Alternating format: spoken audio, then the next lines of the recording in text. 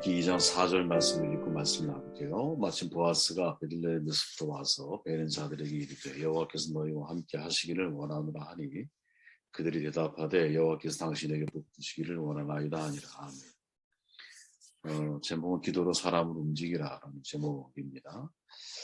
우리가 지난 시간 말씀을 학습되어야 한다라고 말씀을 드렸죠. 학습된 말씀은 때가 되면 반드시 효력으로 발휘되게 되어 있습니다.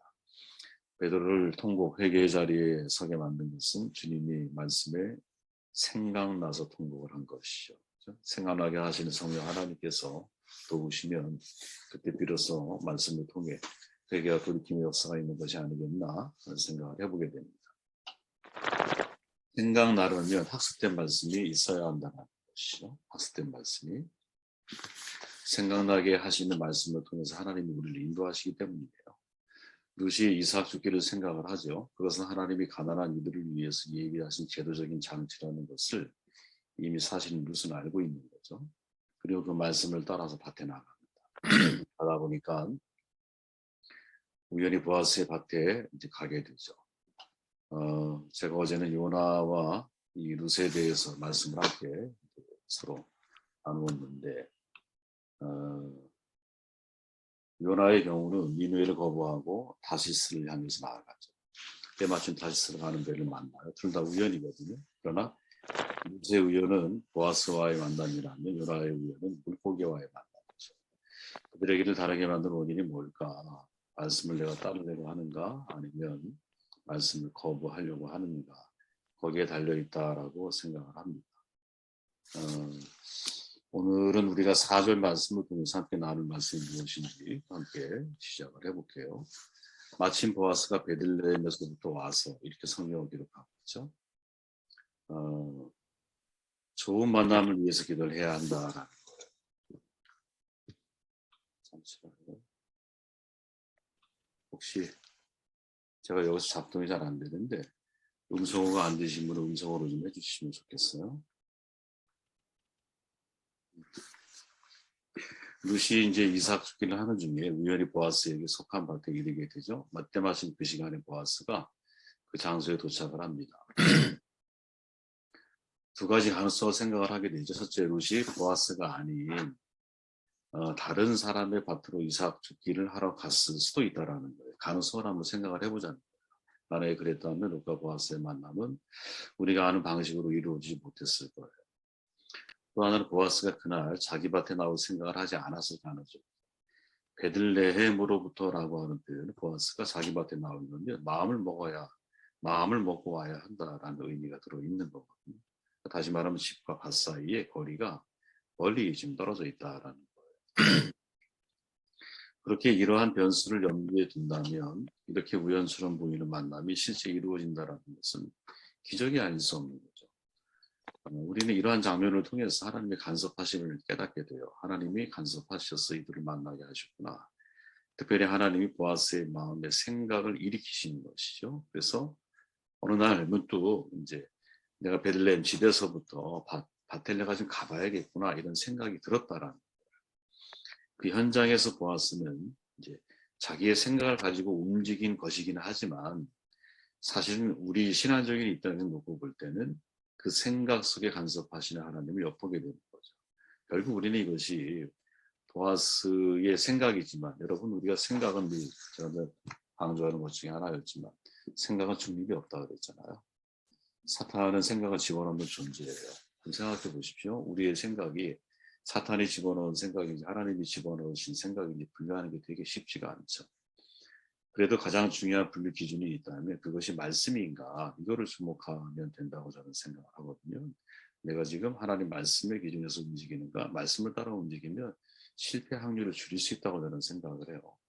그래서 항상 이제 나의 생각을 통해서도 하나님이 역사하실 수 있다라는 거 인정하는 것이 무척 중요한 거죠. 베들레헴으로부터라는 말은 보아스의 생각이 베들레헴에 있을 때 그런 생각이 떠올랐다라는 거죠. 베들레헴으로부터. 베들레헴에 있을 때 그 생각을 하나님이 집어넣으셨다라는 거예요. 그때가 정확한 시간이 언제인지 비교하는 거 쉽지가 않죠. 아마도 추측을 해보면 룻과 나오미가 이삭 죽기에 대해서 대화를 주고받은 시점일 수도 있고 또 아니면 이삭 죽기를 위해서 집을 나서던 시점이었을 수도 있을 거예요.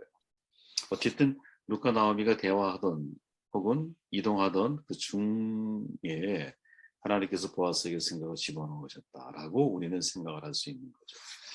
저는 사람을 움직이는 일은 사실 우리의 인간적인 노력과 지혜만 가지고 되지 않는다고 보거든요. 물론 말 잘하는 사람이 있죠. 설득력이 뛰어나고 무엇을 이야기할 때 상대의 마음을 얻는 데 있어 탁월한 사람들이 있어요. 동의합니다. 근데 그것만 가지고는 쉽지가 않다라는 거죠. 루시 사전에 보아스의 일정을 확인하고 보아스 밭에 나오는 순간을 기다렸다가 마치 우연히 그렇게 된 것처럼 눈에 나타나는 것이 아니잖아요. 세상 사람들은 여러분 이런 우연을 가장한 필연을 만들기를 원하거든요. 특별히 사기꾼들이 그렇죠. 여러분 사기꾼들은 속이려고 작정하고 달려드는 사람들이기 때문에 진짜 누구든지 나를 사기치려고 다가오기 시작하면 참 견뎌내기 어려운 거거든요. 극복하기 쉽지가 않아요. 왜? 나를 사기치려고 이미 작정하고 모든 우연을 가장한 필연으로 나에게 목적을 가지고 다가오는 거잖아요. 그죠? 사람도 하물며 그런데 하나님의 필연적인 일들은 저는 하나님의 철저한 간섭하심이 있을 때 이루어진다라고 저는 생각을 하거든요. 하나님의 생각을 일으켜 주시고 마음을 간섭하셔서 사람을 움직이셔야 우리에게 그런 좋은 만남들이 있는 거죠. 하나님의 필요를 경험하는 방법이 뭘까? 성경에는 분명히 소개되어 있어요. 제가 어제 이야기했던 아브라함의 종 엘리에셀 우연히 만나잖아요. 그 여인을. 사실 이 종의 입장이 되어 보면 그죠? 한 번도 가보지 않은 낯선 땅에 가서 장차 나의 아들 이삭의 며느리를 찾아오라고 하는 이 말이 얼마나 막막하고 얼마나 답답했겠어요. 그죠? 하나님이 너와 함께 하실 거야 라고 말은 했지만 막상 그 길을 떠나면서 얼마나 답답했겠어요.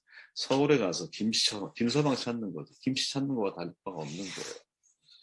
그래서 이 엘리에셀의 선택은 뭐냐? 목적지에 거의 다다랐을 때 하나님께 기도하는 거죠. 하나님, 내 주인의 며느리 될 사람을 만나게 해 주십시오. 순적하게 만나게 해 주십시오. 만일 물을 길러 온 여인에게 물을 달라 할 때 자기뿐 아니라 나타에게도 물을 주면 그 여인이 하나님께서 예비한 여인으로 제가 알겠습니다. 그 기도가 끝나자마자 한 여인이 와요. 저는 참 주목해야 할 장면이다 생각을 합니다. 하나님이 사람을 움직이시는 것이 사실이라고 믿어진다면, 그죠? 중요한 교훈이에요. 하나님이 사람을 움직이시는 것이 사실이다. 라는 사실이 내가 믿어진다면 우리 스스로 사람의 마음을 얻으려고 혹은 사람의 마음을 돌이키려고 하기보다는 하나님께 부탁드리는 것이 영적으로 올바른 처신이 될 수 있다는 거죠. 전제가 뭐예요? 하나님이 사람을 움직이시는 분이라는 사실을 믿는다. 그래서 이 모습은 사도 바울의 고백 속에서도 나타나는데 예를 들어 빌립보서 4장 10절에 보면 눈으로 확인해 보세요. 이렇게 말합니다. 내가 주 안에서 기뻐하면 너희가 나를 생각하던 것이 이제 다시 싹이 납니다. 무슨 말인가 하면 빌립보 교회 성도들이 마음속에 바울이 하는 사역에 재정을 지원하려고 하는 생각이 일어났다는 거예요. 근데 그 생각을 일으키시는 분이 누구냐? 주님이셨다라는 거죠. 생각에 싹이 나게 하시는 분이 누구? 그게 하나님이라는 거죠. 이런 질문이 가능합니다. 그래, 엘리에셀은 기도를 통해서 하나님이 우연처럼 여인을 만나게 하셨어. 하나님의 도우심을 경험했다면 룻은 기도한 장면이 없지 않느냐. 기도도 하지 않았는데 왜 어떻게 보아스와의 만남이 자연스럽게 연결되어지는 이유가 뭘까? 그 이유를 개인적으로 추측을 해보면 제 개인적인 변론입니다. 이거는 룻의 삶 자체가 지금 올바른 길을 걷고 있기 때문이라는 거죠. 그 속에 하나님의 은혜가 동반되는 게 아닐까 이런 생각을 해봅니다. 구하지 않아도 내게 있어야 할 것을 아시는 하나님이 내가 단 전제가 뭐예요? 내가 하나님 앞에 올바른 길을 걷고 있을 때 삶 자체가 말씀에 순종하는 삶의 길을 걷고 있을 때 하나님이 기뻐하는 삶의 길을 걷고 있을 때 그때는 내가 굳이 하나님 앞에 필요한 것을 다 구하지 않아도 하나님이 나에게 있어야 할 것을 아시기 때문에 나에게 인도하시는 게 아닐까 이런 생각을 해봐요. 나오미를 포기하지 못하고 끝까지 함께하는 희생적인 마음이 루시잖아요. 나오미 하나님을 나의 하나님으로 고백하는 분명한 자기 신앙의 고백자잖아요.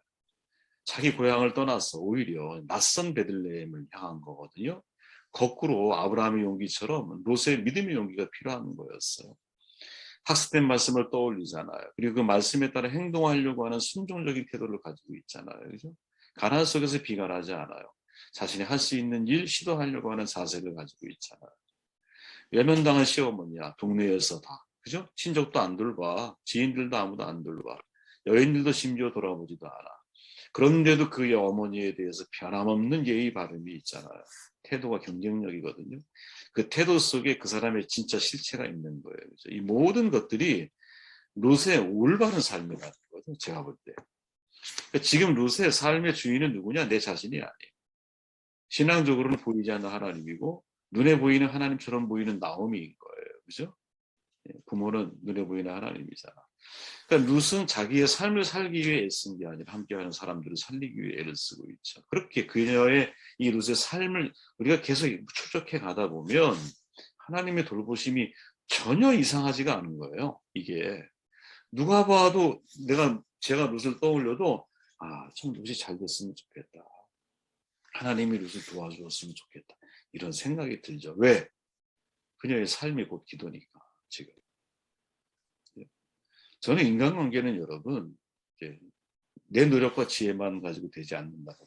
자녀 문제 마찬가지죠. 여러분 자녀 문제 내 마음대로 안 되잖아요. 나도 내 마음대로 안 되는데 자녀 문제가 내 마음대로 되겠어요?